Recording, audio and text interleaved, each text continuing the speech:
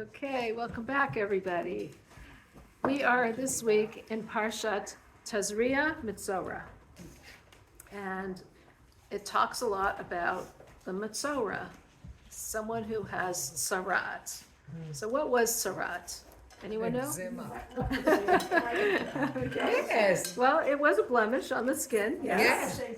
Huh? They translated to leprosy. It's translated into leprosy. 100%. Leprosy. And the truth is, though, there's no real definition of tzara'at because the phenomenon does not exist today. It was a spiritual ailment. It was a spiritual ailment for doing something spiritually wrong. So people who spoke lashon hara, evil, bad language towards others, when they gossiped about others, when they slandered against others, they got tzara'at. They got this blemish of tzara'at, which is a spiritual ailment. Sometimes clothing got tzara'at on it, the clothing of the person. Sometimes even a house got tzara'at on it. And some of the houses that got tzara'at on it, you could sometimes get rid of it. Sometimes you need to actually destroy the house in order to get rid of this blemish that was the spiritual blemish. Now, a person who had tzara'at was considered a very strong tum'ah, which is ritual impurity. You know, we talk about tum'ah, impurity, and it has nothing to do with cleanliness. It's a ritual kind of impurity. You cannot go to the Beit HaMikdash when you had this tum'ah. So someone who had tzara'at could not go to the Holy Temple. Not only that, but they also had to leave the entire camp of the Jewish people and go out of all the camps of the Jewish people and be in a place completely alone. Even somebody else who had this tum'ah, this ritual impurity, cannot be around them, which usually it's fine. They had to be completely alone in solitude. And the reason for that was you caused a division amongst other people. Now you're going to feel what it's like to be alone and to think about your actions, think about what you did, and after thinking about your actions, the point is not to punish anybody, but to rectify, to change yourself, to become a changed person. And that was the whole idea of tzara'at, and even tzara'at in the home, as we're gonna be talking about. Now, an interesting thing about tzara'at, which is again nothing that we have today. There's no concept of tzara'at today.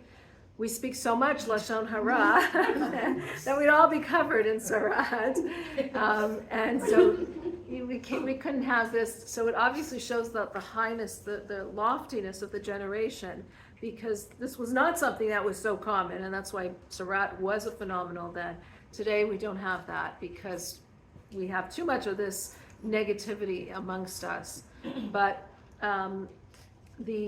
and today, of course, we don't have the Beit HaMikdash, so we don't have any kind of ritual impurity. There's no such thing as ritual. We're all ritually impure. You know, when you touch or when you're close to a dead person in the same vicinity, in the same home, you become ritually impure. That's why a kohen, who was really the one who is supposed to go into the Beit HaMikdash, had to be very, very careful not to become ritually impure.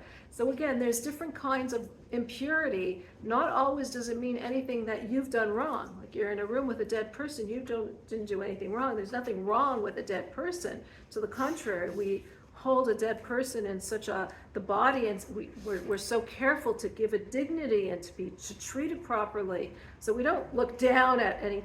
But there's a lack of kedusha there. There's a lack of holiness there. And any time that there is this lack of holiness is when tum'ah, this impurity, comes in. And with tzara'at, this lack of holiness was the fact that we could speak about others, and that created this tum'ah to enter into us.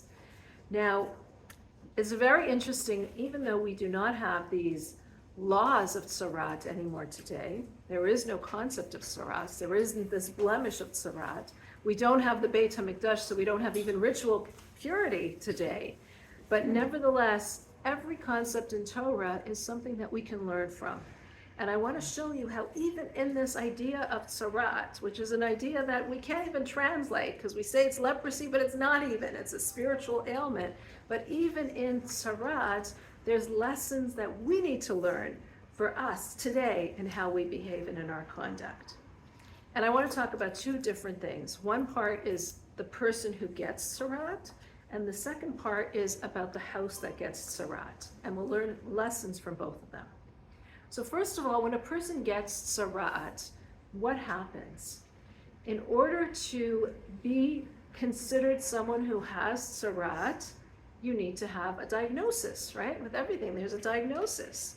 So who is going to diagnose this ailment? Someone has to look at the skin and actually evaluate, is this kind of blemish actually tzarat, or is it something else? Who would evaluate that? A doctor, okay, or a big scholar, right, dermatologist, or a big scholar who's able to look at it, who knows the laws very well, who's a master in it, someone who's an expert in this field, who knows the laws, who knows what it looks like, who knows the different colors, the variations, and so forth, and is able to look at it and say, this is definitely tzarat. Now, a person is not considered having tzarat, though, until, and this is the second step, a kohen has to declare that the person has tzarat. So a kohen has to be saying to the person, you have tzarat, you are now impure. And similarly, once the tzarat is healed, the kohen has to be saying to the person, tahar. He has to declare that the person is no longer tameh, impure. He is now tahar. He is now ritually pure. The tzarat is finished. He's done what he needed to do, and he's now is able to re-enter into the camp. Now, interestingly, the kohen who declares the person as tameh or tahar, the person as having this ritually impurity, does not need to be an expert on the ailment. Meaning, if a expert looks at it and tells the kohen he has tzarat, the person doesn't have tzarat, he's not considered impure until the kohen says he has tzarat, but the kohen just has to say he has tzarat, even though the kohen is not proficient and he's not an expert in understanding these laws. He can ask the expert, he needs to ask the expert in order to tell him. But even someone who is a minor, a young child who's a kohen, even somebody who it says who's mentally deficient, who isn't 100%, can declare the person tzarat if he hears this from the person who knows that the person has tzarat.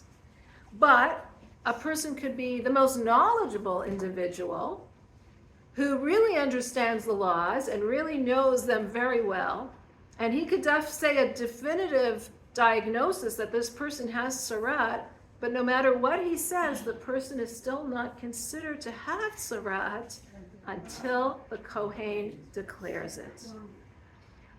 And this is a really important lesson for us. Why? Why does the kohen have to declare it? And even a kohen who's not 100%, or a child, or a young kohen, someone who doesn't really know and understand it, he's the one that has to declare the person as having tzarat. Why? What is special about a kohen that the kohen has to be the one to declare him impure and consequently pure at the end? Authority. Okay, what? Interesting. And an expert doesn't have authority? And a child has authority? Yeah, but he is above the law. Okay, above the law. That's a nice explanation. Anyone else have any? What do Kohanim do? Sanctify? What do we just do on the holidays, on Pesach, where in the shul? Anyone know what do the Kohanim do? Huh? Birkat Kohanim. Where the Kohanim come to the front of the synagogue, right? And everyone covers themselves with their talit, or we look away, and they hold out their hands in that special way, and they say the blessing to blench the Jewish people, to levarech et amcha Yisrael bi ahava. They say the Kohanim are called to bless the Jewish people with love. And that is the epitome of what a kohen is. He's a man of love, a man who loves the Jewish people. And that's why they're called upon to bless the Jewish people, because the kohen's job is to teach with love, to educate with love. Their job is to love the Jewish people. The first kohen, the kohen gadol, Aharon, from whom all the kohanim come from, was, what do you know, what do we know about Aharon? What does it call him? He was a peacemaker. Oh, Hav Shalom, Rodev Shalom. He's a man who loves peace and runs after peace. He would go and try to make peace between people. He loved the Jewish people so much, he would try to encourage them and try, it says they would pass by Aaron and they would say, look at how Aaron looks at me. He looks at me with such love. I have to live up to that. I have to be that way. He looks at me as if I'm such a great person. I'm going to be like that. So he would encourage people with his tremendous, tremendous outpouring of love. In fact, that's why it says when Aharon died, everyone, all the Jewish people, the men, women, the children, everyone was mourning after him because the women loved him too. He would try to make peace between husband and wife. He would go to the husband and say, she didn't really mean it, and go to the wife and say, he didn't really mean it. And in this way, he would cause shalom bayit. He would cause peace. He would go to people who were quarreling and do the same thing. Oh, he really wants to make up with you. And he'd go to the enemy and say, he really wants to make up with you. And then the two would make peace. This was the way of Aharon. It says when Moshe died, it wasn't all the Jewish people. It was only some of them who mourned him because he was a man of truth. Moshe had to be a man of truth. When someone gives the Torah, it has to be completely unqualified truth. You can't bend the Torah or bend it for a little fib here or a little fib there like Aaron did. He was literally like kind of making things up in order to make peace. But Moshe had to be a completely man of 100% unqualified truth. So Aharon, though, was the kohen, and his descendants likewise become kohanim. And what was the quality that he gave over? What is the quality that a kohen has? Levarech et amcha Yisrael bi'ahava. Love the Jewish people, to give that over, that feeling of love to the Jewish people. And so therefore, the Torah tells us, when we are going to consider somebody, when we're going to quantify somebody, designate somebody as a metzorah, someone who has sara'at, someone with this blemish, that is a very low blemish, that's a blemish that makes them feel extremely isolated. They have to leave the entire camp because it's such a tum'ah, it's such an impurity that they have. When someone has this, is going to be designated as this individual, who needs to be the one to designate him? Only a man of love, only somebody who can put his hands around them figuratively, try to show them that he still loves them so that the person knows, I'm going to have to work on myself. The point of taking them out of the camp wasn't to make them feel low. It's to make them feel you can become a better person. You can change. You can rejuvenate. You can redeem yourself and become a different person. But how are you going to feel that way? Only when you feel first that love. The person who declares him as Tameh has to be a Kohen, someone who exhibits love. You want to rebuke someone, it has to come from love. Mm-hmm. Only when it comes from that love will the person really internalize it in a proper way. Because when a person comes not from love, but from arrogance, or from anger, or from any wide negative array of emotions, and rebukes people or criticizes people, our automatic reaction is defensiveness. We become very defensive. And how dare they talk to me like that? Or who do they think they are? We don't internalize what they're saying. To the opposite, we criticize them for saying it, and we become extremely defensive. The only way we actually rectify ourselves is when it comes from someone who truly, truly loves us, and who we know is exhibiting that tremendous love for us, and is doing it in such a compassionate way. Then we can say, let me think about this. Let me think about, is this really the person I want to be? Maybe I need to change. Let me ask you something. The tzaraat, a person that got the tzaraat, does he think that because he did something wrong? Yes, he knew that it was because he spoke Lashon Hara. That's why it came. He knew that he was speaking negative about others. And it says the person who speaks, That's my alarm. 1 second. yeah, no, so he knew he was speaking negative about others, and that was a wrong Oh. thing. He knew he did something wrong. Oh, That's I why see. Sarat came. Like nowadays, that's why I said nowadays, if we would get Sarat, we wouldn't even think twice, you know? Like, you know, in one day, we're always talking about this one and that one and that.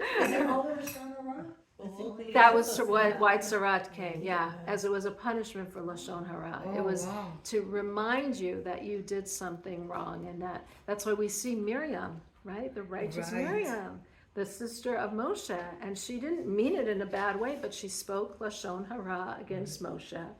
She said he's separated from his wife, and look at his poor wife, and why is he doing that? Tzipora. Right, Tzipora, and she meant it for the right, but she didn't. She nevertheless spoke negatively about Moshe, and so she got Sarat. She had to leave the camp, and it was till she was actually cured. The Jewish people waited for her before they traveled further. They waited until she was completely healed out of respect for her. But yes, and you can see immediately she got it. She said it, immediately she got it. That was the level that they were living. I mean, they were getting manna from Shemayim, from the heavens. They were getting the manna. It were very spiritual foods. So they were spiritual beings. And so Sarat was an actual consequence of it, to remind them to change, to remind them to become better. But who has to tell you this in order to become better? Only the kohen. And this really is a message for all of us, whether we are teachers, parents, friends. You want to rebuke someone, you want to criticize someone, you want somebody to, even wives, may I say, dare I say, you want to rebuke somebody, it has to come out of love. And only when it comes out of love will it be received from love. And before you declare somebody as a metzora, think twice. Stop yourself. Hold yourself back. Evaluate. Is this coming from a position of love? Because otherwise, you're just saying something bad against them. You're becoming the one that's saying slander. If you're going to talk about that person and say, "Oh, what you just did is terrible," you're speaking slander to the person about themselves, and that's not right. But when it's coming from a place of goodness, from a place of love, from a place of compassion, from a place of empathy, where you understand where they're coming from, but you're still trying to help them rise above their situation, rise above what they're going through, then it will be received. And then the person will not only receive it, but will actually work on changing themselves. So that, I think, is such an important lesson for today's time. So that's the first lesson that we learned from Tzaras, about where the Tzaras comes to on the person themselves. The second lesson I want to talk about is in, there's two Torah portions, and in the second portion we have that God says, when you come to the land, and I'm going to read you the words, Ki tavo'u el eretz Canaan, when you come to the land of Canaan, v'nasati nega tzara'at beves achuzatchem. I'm going to put this blemish of tzara'at in the houses of your inheritance. Which is very interesting. It seems like God is actually putting the tzara'at on the homes. In other words, the Jewish people are entering into the land of Canaan, they're entering into the land of Israel, and they're inheriting the land, they're taking it over from the people that lived there, the Canaanim, and they're now inheriting these homes. And there were times when the homes themselves became, some walls got full of tzara'at. This blemish was all over the walls, kind of like mold, but really like spiritual mold, right? And when that happened, the person could either try to remove it and remove that part of the wall, but sometimes it was so embedded in the home that they actually had to destroy the whole home. And Rashi comments on this pasuk and says to us that, you know what happened often when they had to destroy their homes? They actually destroyed the homes, and they saw treasures in the walls, hidden in the walls, gold hidden in the walls of the homes. Because the Knaanim would hide their treasures of gold inside the walls. And had they not had to destroy their homes because of this sarat, they would never have found it. These hidden treasures, hidden in the walls of their homes. Now, what happened to these homes? Like, why were these homes full of sarat, right? Why all of a sudden sarat in their homes? So the Zohar teaches us, why do these homes get full of sarat? Because the Knaanim who lived there were known to be tremendous idolaters. They would worship idols. And their home became so steeped in that immorality and in that tum'ah, in that impurity, that negative spiritual impurity, that their homes actually exhibited it by having sarat on it. That sarat was only though for Lashon Hara, and really Lashon Hara is only more of a sin for the Jews. Why did they get that? So with the homes, it became, with the person it came just because of Lashon Hara, but with the homes it actually came because of the impurity of idolatry. And that's what the commentaries explain to us. And what does it mean? It says, V'nasati nega tsaras, Hashem is putting this nega, this blemish of tsarat, in the homes of your inheritance. It feels like almost God is planting this sarat in those homes. And the Zohar teaches us, what does this mean? Were all the homes full of sarat? No, not all of the homes exhibited sarat. Only some of the homes became full of sarat. Why? Because all of the Knaanim were idol worshippers, but some were really steeped in idolatry. Some had it to such an extent that there was such impurity, such negativity in the homes. So if there was a little impurity in the home, then you can counter that with a little kedusha, a little holiness. You have a little impurity, so you put up a mezuzah, and that chases away the impurity. You rectify the impurity. You know, today we're very into energies, right? Energies and energy fields. So when there's a negative energy field, a small negative energy field, so you counter it with some positive energy. But what if there's so much energy fields that are so overwhelmingly negative, sometimes you can't counter it. It's just so much. You have to leave the room or completely overhaul the atmosphere that's there. And that was what was happening in some of these homes of some of the homes that the Jewish people inherited from the Knaanim. The homes were so steeped in tremendous amounts of idolatry and this negative unholiness. You know, if people who are sensitive to energies, you know, sometimes you walk into a room, you can actually feel, you sense it, you sense something.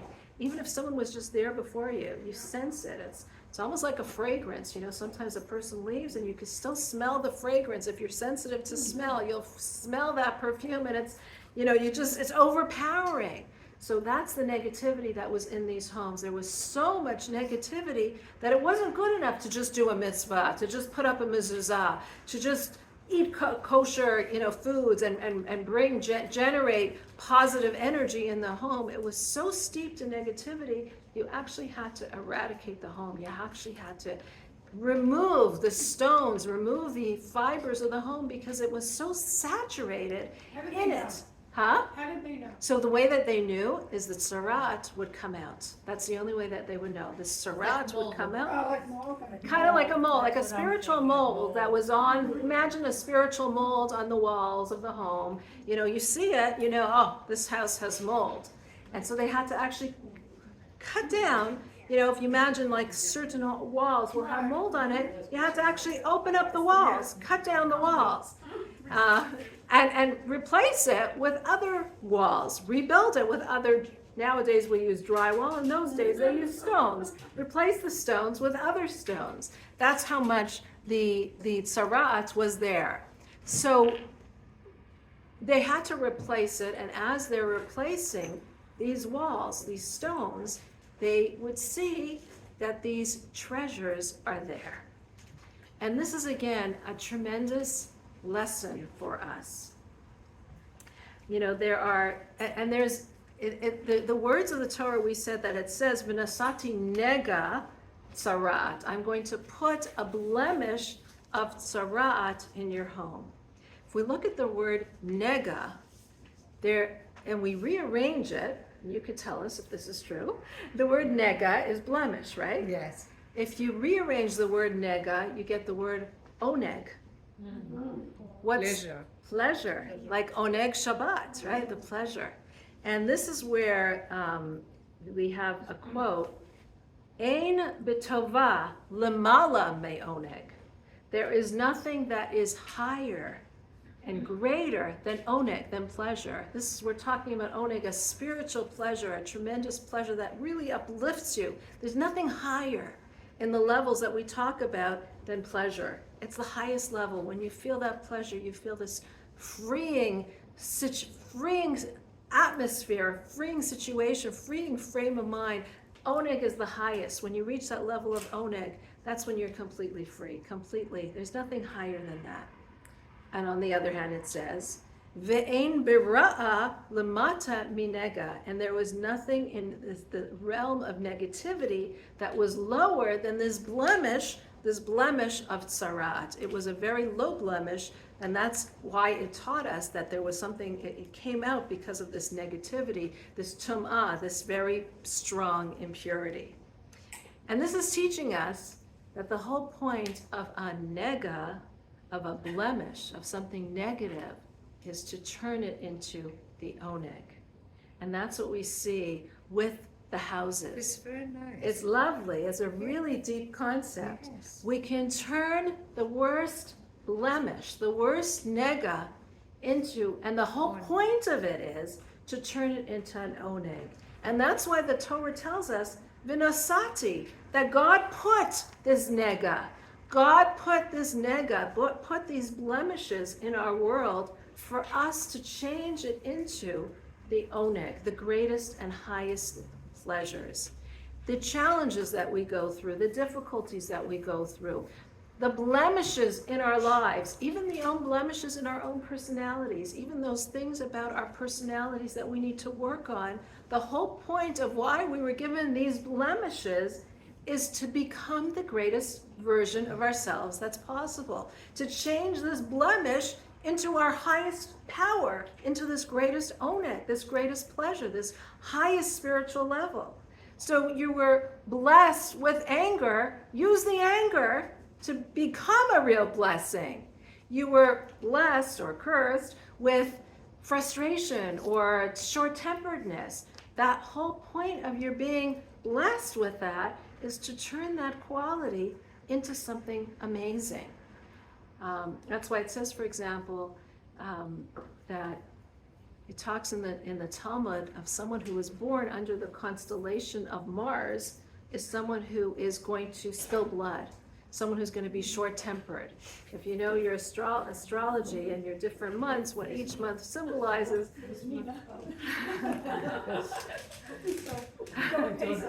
I told her she was going through this whole explanation, and the guys were sitting there like, seriously? And it was so funny. I mean, Who was this? Nina is very much into the birth charts and the astrology. Oh, I just got so into that was lately so- also. so- you should talk. I love it, Oh my yeah. gosh, it was so- Yeah, I just read this Her like husband- 600 book on her kosher father, her astrology. husband was like, Yes, yes. so funny. Yes, 100%. That's why I thought of that example because I got really. So yeah, it's just, let's say someone who's born under the star of Mars, they're going to be someone who is a blood, who sheds blood. And the Talmud says, what does this mean? Don't we all have free choice? Of course we all have free choice. So it means that person is going to have that fiery characteristic, but it doesn't mean he has to shed blood in terms of killing. He could be somebody who is a shochet, who is a ritual slaughterer. He could be somebody who becomes a mohel, a circumciser. A doctor, exactly. What you're going to do with your character traits is entirely up to you. And that's what we believe in terms of astrology. We don't believe in this fatalistic astrology, which is of all these terrible outcomes that are going to come, or these deterministic astrology. But we believe that you have the choice to become whoever you choose to become. You have free choice. And the same is with this nega. This nega that you're born with is not a nega. It can be your greatest superpower, but you have to turn it into this oneg. And you have that capacity of doing that. And how do we see this even in the houses? The very houses they thought that were cursed. Oh my goodness, look at this impurity that was in this house. So much impurity was in this house. It was so steeped in impurity that there's actually tsarat all over my walls. And once they got rid of that tsarat in the walls, what do they find? Treasures, right? When you destroy the walls, when you destroy the negativity, what are you uncovering? The greatest treasures. You're cutting the walls down, you're breaking the walls, you're breaking the negativity, but what are you discovering? Gold, precious gems, beautiful, beautiful treasures that are hidden there. And the same is true with our psyche. You know, there's nothing negative about our psyche. We can break down or take off or strip ourselves of the negativity, and what can we find there? Our greatest soul powers, the greatest treasures of what we can be, because we were blessed with the qualities that we have, and every quality that we were given is a blessing. It's just a matter of taking away the negativity from it, stripping the external aspects that might manifest themselves in a negative way, and finding that treasure, changing that nega into our greatest oneg, our greatest pleasure. And that's what we see really from this. Yes. Tell us something. Yes. You said that we are born with the nega? We're born with certain characteristics that could be negative. For example, you could be born with a short temper. You're born with that. Or you have certain characteristics that you can be born smart, you can be born not smart. Oh, okay. You know, you could be born, you don't think that you're born with any characteristics? Sure. No, I thought From when you Reach was a little girl, I'm sure she had some qualities that you still have. no, I thought that Levad, I don't know, I can't remember. Adam, Livra, Tova Adam. I can't remember exactly.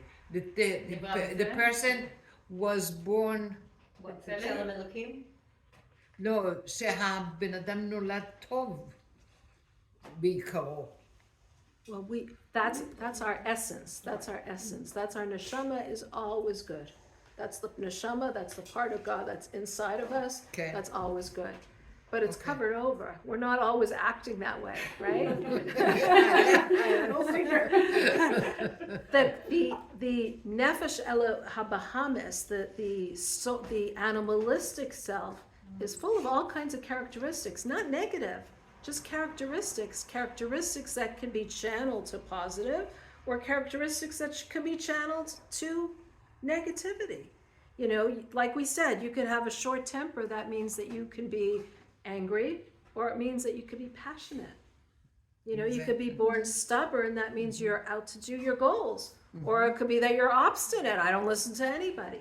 How you channel your characteristics is up to you. Do you make it into a nega, or do you make it into an oneg?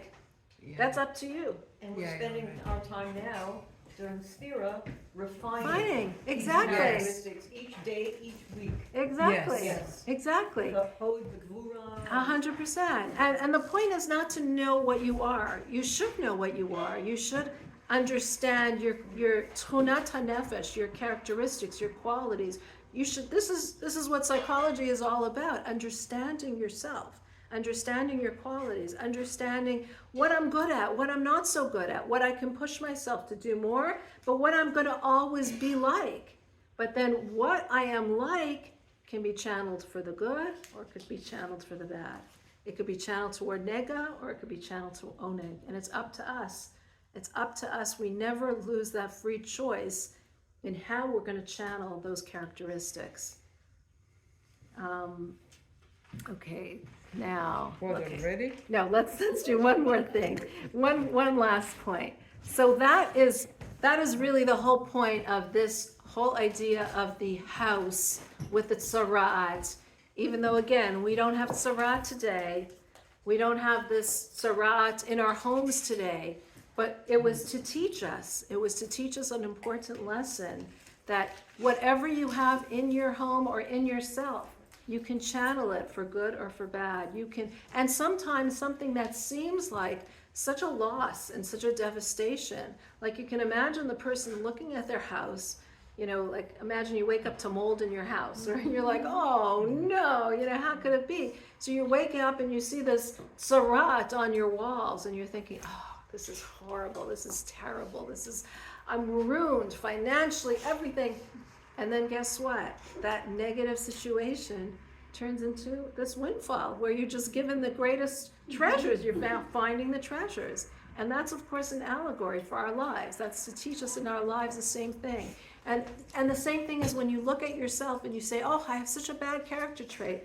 No, there's no such thing as I have a bad character trait. I have a character trait. How am I going to use it and how am I going to channel it? I can channel it for a windfall, for tremendous treasures, or I could channel it for negativity. It's up to me to decide that. And that's really the lesson that this tzarat teaches us about our homes. And the question is, and this is what this will end, why is it using a house to teach us this? Why is it using the metaphor of a house to teach us about ourselves? Is it the essence of the Jewish home? The essence of the Jewish home, yes, true. But it's even deeper than that, and that is, and this we're going to go a little mystical. So if it's if it's too much, don't worry. Okay, we got the lesson. But there's different parts to the soul, different parts to the soul that we have. This is getting Kabbalistic. There's actually 5 different levels to the soul. Nefesh, Ruch, Neshama are the 3 levels, the 3 lowest levels. And those are the levels that are revealed to us. Those are the levels that we're constantly using. The neshama is our intellect. The nefesh is our emotions. The ruach is our emotions, and the nefesh is our instincts, how we use breathing, everything that we're doing. So these are the lowest levels, the levels that are very conscious. We're conscious of it on a day-to-day basis. But then there's the 2 parts of our soul that are completely encompassing. They're not something that we're conscious of. They're super conscious. And that is chaya and yechida. Those are the levels of our soul that we're not even aware of and that we don't always have access to. And these are called not the conscious levels of our soul, but they're called the makif, the encompassing levels. So there's the part of our soul that's here in our physical body that we're constantly using on a day-to-day basis. And then there's the part of our soul that sometimes we have to reach into in order to really gain access to. And it feels like it's hard for us to even access it. And I'll give you an example of what chaya and yechida would be. So chaya is the part of our soul that we access only on special occasions. For example, suppose a person went through a very hard, difficult situation. Let's say their child was sick, chas v'shalom, right? God forbid. And the child recovered. And suppose this person is usually a very shy individual who doesn't like appearing in public. But suppose when the child was sick, there was a wonderful organization, a Jewish organization, let's say like RCCS, this cancer organization, or any one of the hundreds of them that we're so blessed with in the Jewish nation, because we're always trying to help out people, that really helped them through, gave them advice, gave them medical advice, gave them financial help. Now suppose this organization now goes to this mother of this child, once the child is all recovered and all better, and says, we really need your help. We're making a campaign and we need you to go out there and say that we helped you, and to use it on public social media or make a parlor meeting in your home. And that mother is first feeling, I'm so not that type, like I'm so shy, I'm so timid, I hate doing this. But she pulls in some inner strength, some inner reserves of strength. And she says, you know what? For the sake of my child, I'm going to do it because this organization has helped me. What has she just accessed? She's just accessed a deeper part of herself that on a regular basis she can't access. But now she was able to access, she was able to draw strength from this part of her soul that isn't always evident in order to do that thing. That is called chaya, that part of the soul, that's the chaya. And it's compared to, chaya, yeah. It's compared to clothing, which means just like we wear clothing, clothing is made for us. It's on the outside though, it's not us. It's kind of encompassing us, it's covering us. It's on the outside of us, but it's not me actually. It's kind of outside of me, but it's tailor-made for me. It's made to fit me, right? The higher level than that is called yechida, which is oneness. That's the part of the soul that is so high that we rarely can access it, only in very, very special circumstances. And this part of the soul is considered like a bayit. Why a bayit? Because in a home is not, it's surrounding you. It's completely surrounding you. Like the clothing is, okay, it's surrounding me, but it's right there. The house is completely surrounding me. It's almost like floating around me. And that's what this part of this yechida is. It's almost like it's not even inside of me because it's so hard for me to access it. And I'll give you an example of when a person can sometimes access this yechida part. I'm sure many of you have heard of a story where, a mother sees a car coming and going on her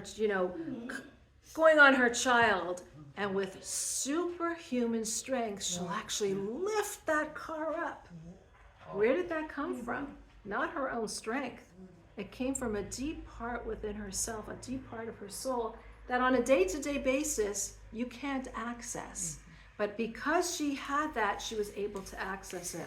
I would say a lot of these, some of these hostages who speak about how they survived and what they did in those tunnels, they talk about this superhuman strength that they got, this superhuman faith that they got. They're accessing this part of the soul which usually we don't have access to. Now that part of the soul is considered metaphorically like a house because it's kind of surrounding us. It's like around us.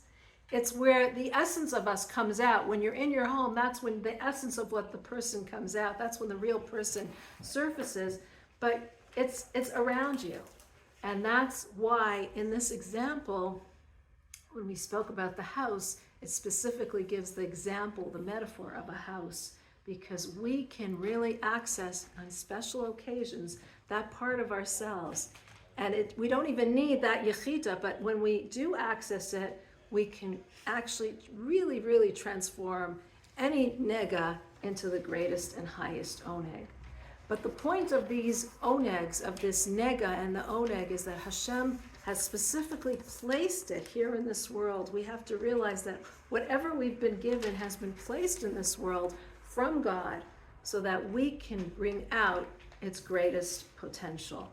And that's why God placed those nega, this blemish in front of us, these challenges in front of us, so that we can really find from within those challenges the greatest hidden treasures. And that really is the message for all of us, for all times, whether there's this concept of Surat or not, to discover that treasures that are hidden amongst us, that are hidden within us.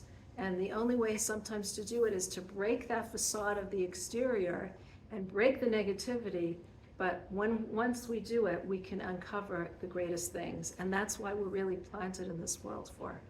Wow. Wow.